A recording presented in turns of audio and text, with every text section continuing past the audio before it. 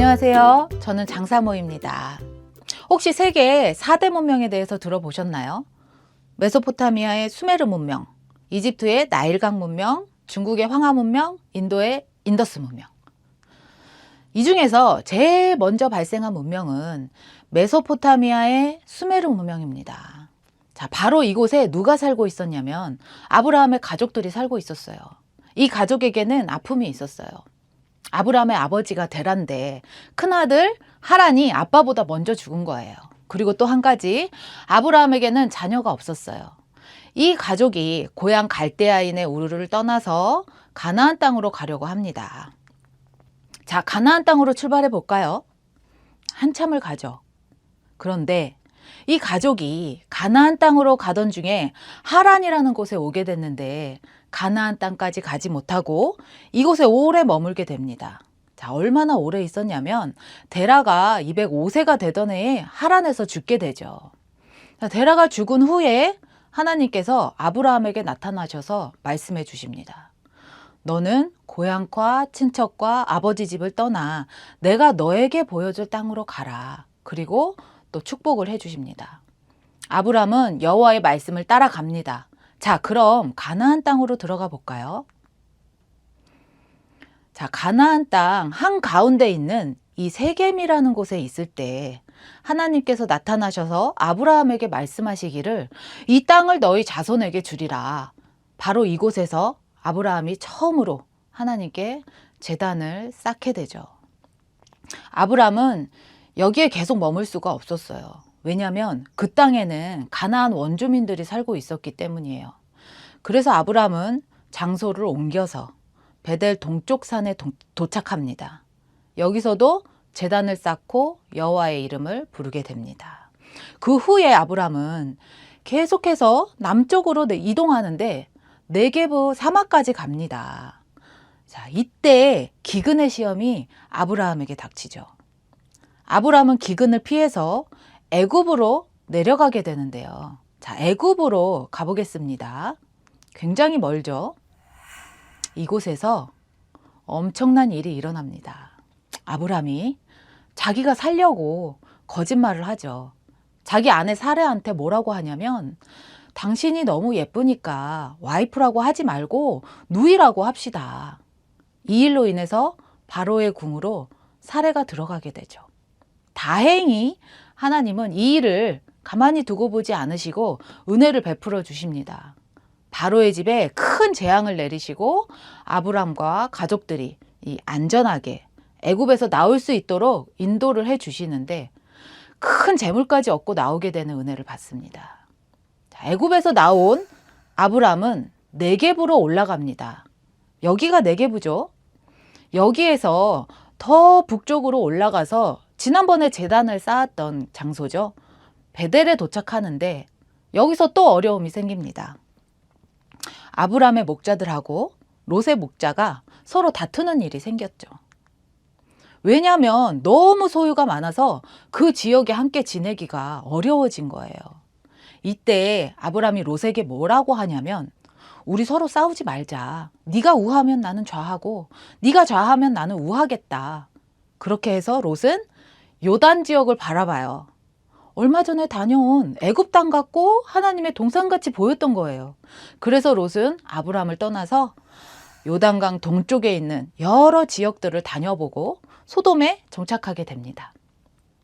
롯과 헤어지고 나서 홀로 있는 이 아브라함에게 하나님께서 다시 찾아오셔서 말씀을 주시죠. 아브라함아, 일어나라. 눈을 들어라. 동서남북을 바라봐라. 그 땅을 다 너에게 줄게. 네 자손을 땅에 티끌만큼 많이 주리라. 그 땅을 종과 횡으로 다녀봐라. 그것도 다 너에게 주겠다.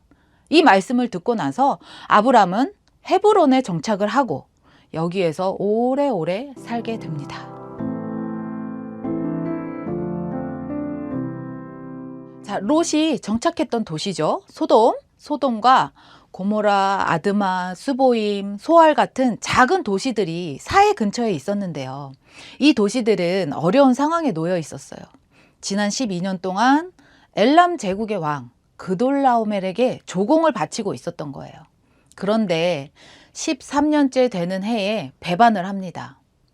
그래서 화가 난 엘람 왕 그돌라오멜이 소돔을 비롯한 작은 도시들을 치려고 연합군을 만듭니다. 자, 그러면 그돌라오멜이 다스리는 나라 엘람이 어디 있는지 가볼까요? 자, 여기가 엘람이죠. 그 위에 보시면 시날, 또 엘라살, 또 고임까지 이 4개의 초강대국들이 모여서 연합군을 형성하게 됩니다.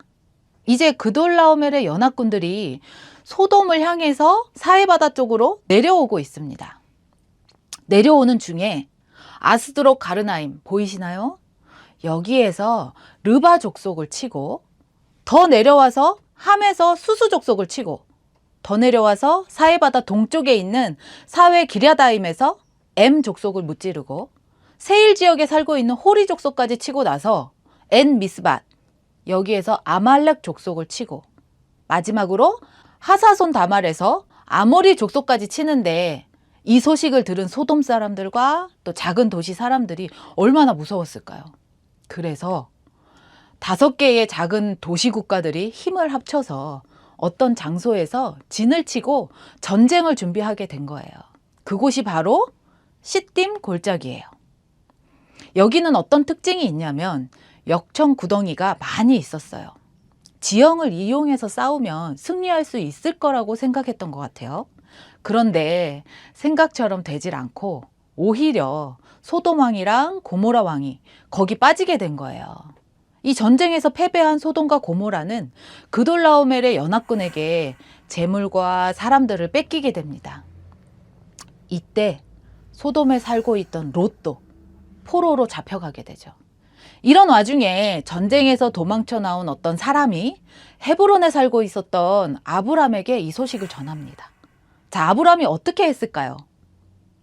바로 집에서 훈련한 318명을 데리고 쫓아가는데 이때 아브람과 동맥을 맺은 삼형제가 있어요. 마므레, 에스골, 아넬 이 삼형제도 함께 갑니다. 어디까지 쫓아가냐면 여기 단 보이시나요? 단까지 쫓아가서 한밤중에 군대를 2개의 군대로 나눠서 기습을 합니다. 작전이 성공하고 대승을 거두죠. 이 전쟁에서 패배한 그돌라오멜의 연합군 어디로 가게 되냐면 여기 다메섹 왼편에 있는 호바까지 도망을 가게 됩니다. 호바까지 따라가서 모든 재물과 포로들과 당연히 롯을 구하고 내려오는 길에 사회 골짜기라는 곳에서 중요한 2사람을 만나게 됩니다. 누구냐면 소돔 왕과 살렘 왕 멜기세덱을 만나게 되죠. 자, 멜기세덱은 떡과 포도주를 가지고 나오게 되는데요. 전쟁에서 지쳐 있었던 이 아브라함에게는 큰 위로가 되었겠죠. 아브라함은 감사한 마음으로 전쟁에서 얻은 것의 10분의 1을 멜기세덱에게 줍니다. 그런데 소돔 왕은 어떻게 했을까요?